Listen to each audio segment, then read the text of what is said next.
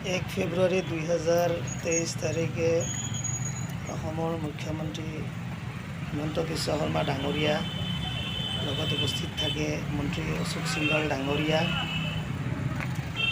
গুৱাহাটীৰ সাংসদ কুইনুজা ডাঙৰীয়ানী, গুৱাহাটী ফাঁচী বজাৰৰ ফুটব্ৰিজ শুভ উদ্বোধনী কৰে। আৰু এই ক্ষেত্ৰত বহুতো যথেষ্ট অসুবিধা হৈছিলে অসমৰ জনগণৰ কাৰণে এই ৰাস্তাটোত যাতায়াত কৰিবলৈ, যিহেতু বহুত ব্যস্ততাপূৰ্ণ ঠাই ফাঁচী বজাৰ। উত্তৰ পূৰ্বাঞ্চলৰ বাণিজ্যিক প্ৰতিষ্ঠান বা দুৱাৰমুখ বুলি কোৱা হয় গুৱাহাটী, আৰু ইয়াত ফুটব্ৰিজ নথকাৰ কাৰণে বহুতো অসুবিধাৰ সন্মুখীন হৈছিলে। যিহেতু 1 ফেব্ৰুৱাৰী তাৰিখে উদ্বোধন কৰা হৈছে, বহুত সুবিধা হৈছে এতিয়া। আৰু আপোনালোকক এই দৃশ্যবিলাক দেখুৱাইছোঁ। বাছৰ পৰা যাত্ৰীসকল নমাৰ পিছত বহুতো অসুবিধা হৈছিলে ৰাস্তাটো পাৰ কৰিবলৈ। আৰু আজি আপোনালোকক এই গুৱাহাটীৰ এক নকইনা সজোৱা যেন লাগিছে, ইমান আটক ধুনীয়াকৈ সজাইছে ফুটব্ৰিজটো ফাঁচী বজাৰৰ। এয়া চাওক, ইমান ধুনীয়া। আৰু এই চাওক, তলত NCCৰ ল'ৰা ছোৱালীসকল ৰখি আছে। আৰু মই আপোনালোকক এই দেখুৱাই আছোঁ চলন্ত চিৰি, দেখুৱাই আছোঁ আপোনালোকক, ইমান ধুনীয়া। এয়া ময়ো গৈ আছোঁ চলন্ত চিৰি, ময়ো গৈ আছোঁ।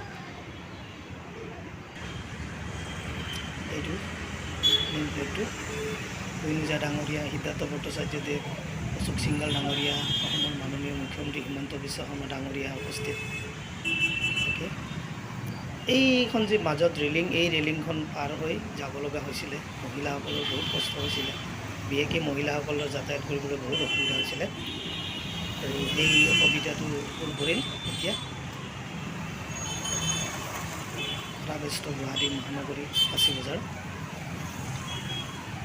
খুব ধুনীয়াকৈ আটক ধুনীয়াকৈ সজাইছে।